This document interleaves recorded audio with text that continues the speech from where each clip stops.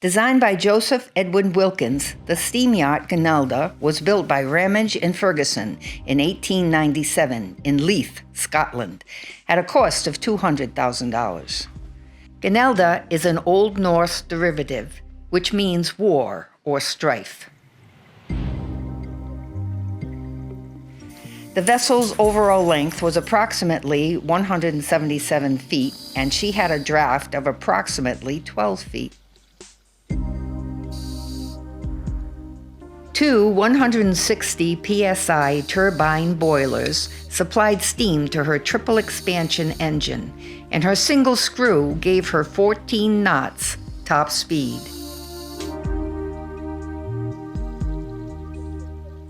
J.M. Sladen owned Gunilda between 1897 and 1898. F.W. Sykes held her between 1898 and 1903, during which time her home port was Leith, Scotland. The New York Yacht Club chartered Gunilda in 1901 and sailed her over the Atlantic to New York.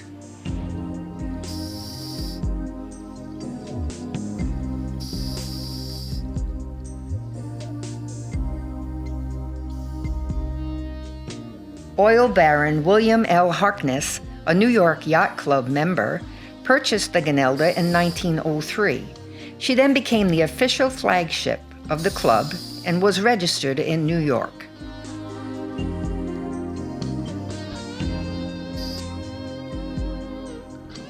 Harkness sailed Gunilda around the Atlantic Ocean and the Caribbean.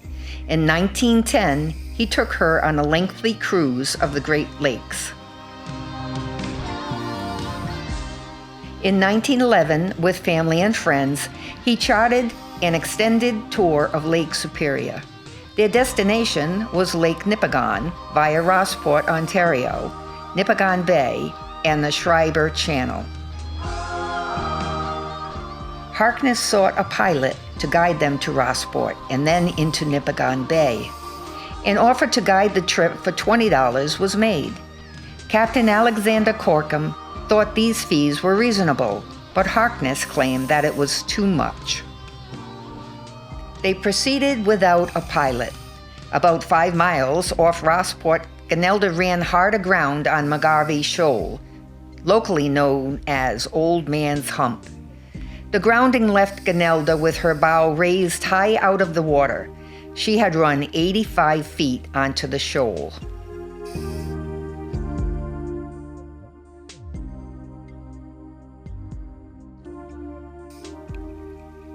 Taking the motor launch, Harkness traveled to Rossport and took the train to Port Arthur, Ontario, where he arranged to have the tug James Whalen dispatched to free the Gunilda off the shoal.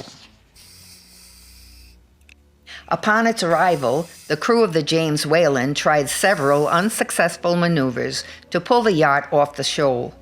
The Gunilda refused to budge. In a final effort, she was pulled unrelentingly to starboard. The yacht toppled over on her side with her masts in the lake.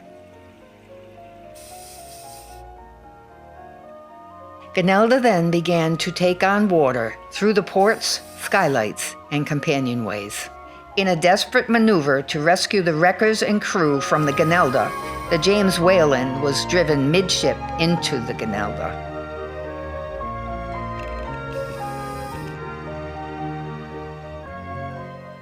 With little time to spare, the rescue was successful.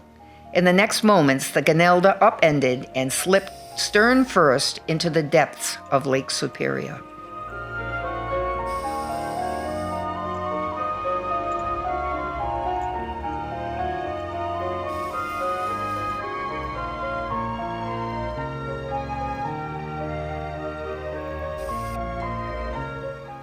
As the yacht's bow sank into the ice-cold Lake Superior, the boilers exploded, throwing wreckage across the water's surface. Fortunately, no lives were lost. After 8 seagoing voyages, the Gunilda was destined to rest out the remainder of her time at the bottom of McGarvey Shoal.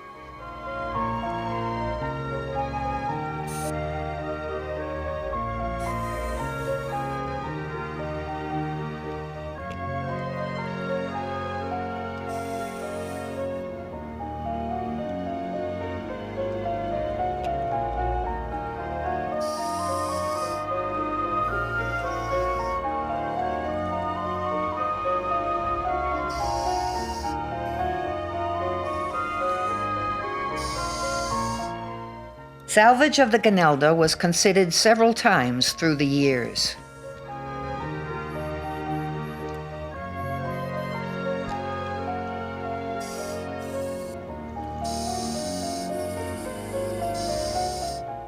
Ed Flatt of Rossport had planned to raise the Gunilda by winching it to the surface from a barge. A severe storm ended that attempt when all equipment was lost.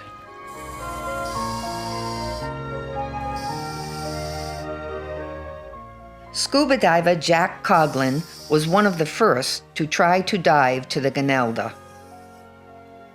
In 1970, Fred Broennle and Charles King Haig made a dive to the Gunilda. King did not return from the dive. Unknown circumstances took King's life, and it would be 7 years before his body was recovered during a drop camera survey of the wreck. Broennle started a commercial diving company called Deep Diving Systems. The business thrived, and he became wealthy from his very profitable business. A main objective of his business was to raise the Gunilda. In 1976, Fred Broennle paid Lloyd's of London, the original insurance agents, an undisclosed amount that would make Fred owner of the Gunilda if he could bring her to the surface. Broennle contracted a company from Louisiana called Inner Space Research to design, build, test, and implement a submersible that he could use to raise the Gunilda. In 1978, the submersible, called the Constructor, was put to trial under contract from the Canadian Ministry of Defense. The trial was to determine if Constructor could be used to recover downed airplanes and ships in the Great Lakes. The following photos are from the trial's operations at Sawyers Bay, Sibley Peninsula, Ontario.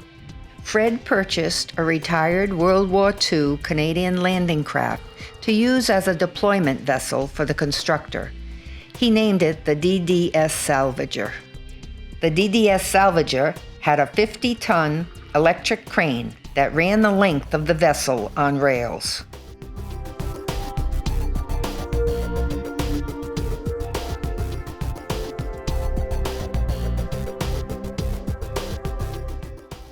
The Constructor was connected to the surface with an umbilical which supplied it with gas, hot water, power, and communications.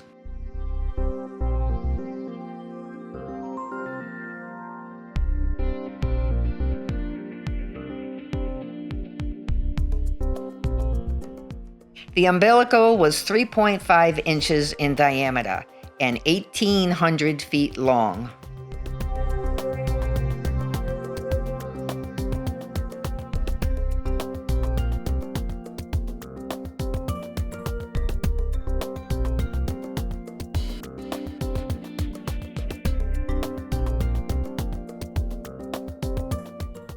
Unfortunately, Deep Diving Systems went into receivership after the trial, and an insurance company took ownership of the Constructor and moved it to Nova Scotia. Constructor was purchased by Candive Oceaneering and moved to Vancouver for use in Arctic operations. Later, it was put to work in Australia in the offshore oil industry. Broennle's dream to raise the Gunilda was never realized. A second business endeavor as FOB Marine ended in bankruptcy. Fred returned to a position as a master electrician.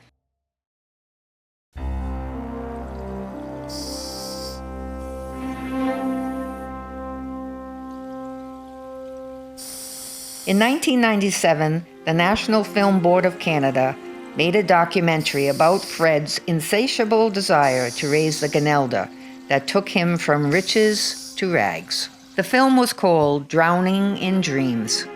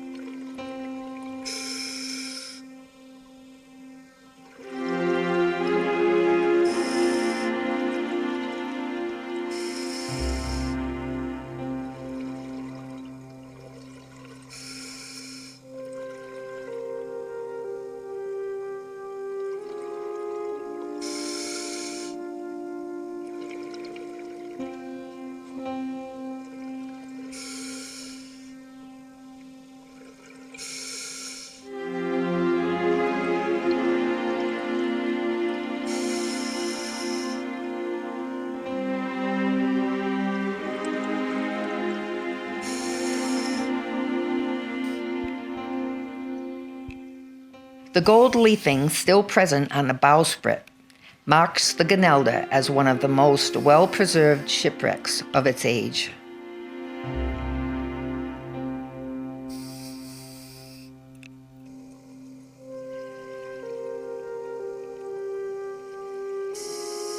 The Cousteau Society visited the Gunilda in 1980 and declared the wreck to be one of the world's most prestigious and best preserved shipwrecks.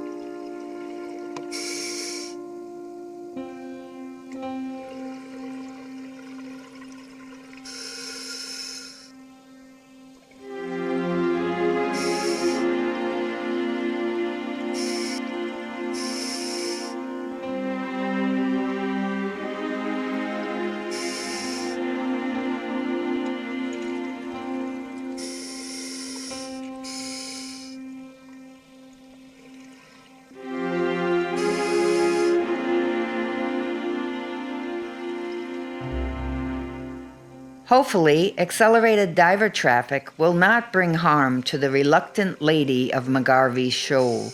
Careful exploration will ensure that this amazing wreck will thrill many adventurous divers in years to come.